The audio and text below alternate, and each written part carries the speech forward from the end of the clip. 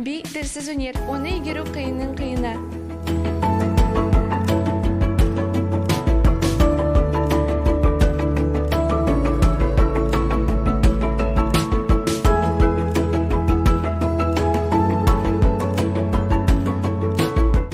Сөзбен емес, деннің қимылы арқылы бейнелейтін ерекше өнерді тамашалап көрейік.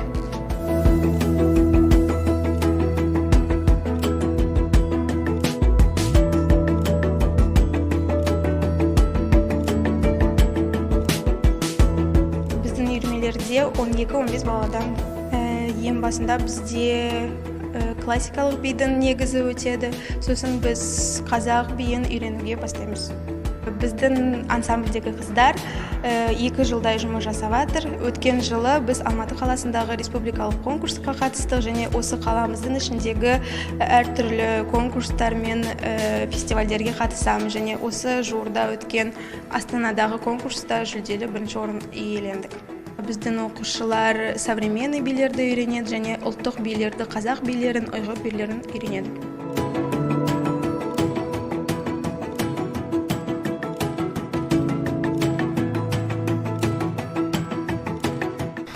Мен 12 жасымнан келіп жүрмін. Ол маған өте қызықты болып жүр, сондықтан мен ерте жасымнан барып, қазір қайттан бастадым. Би сізге несімен ұнайды? Ол өте қызықты және мен өз ойымды айта алмасам, бимен өз ойымды айтамын. Би үйірмедегі ең қызықты сәттеріңіз қандай?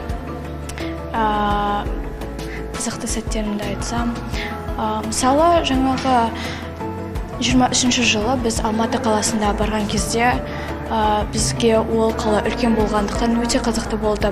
Сондықтан біз қуанып, 2-ші орыннан қуанып келдік. Сол өте ғажап болды.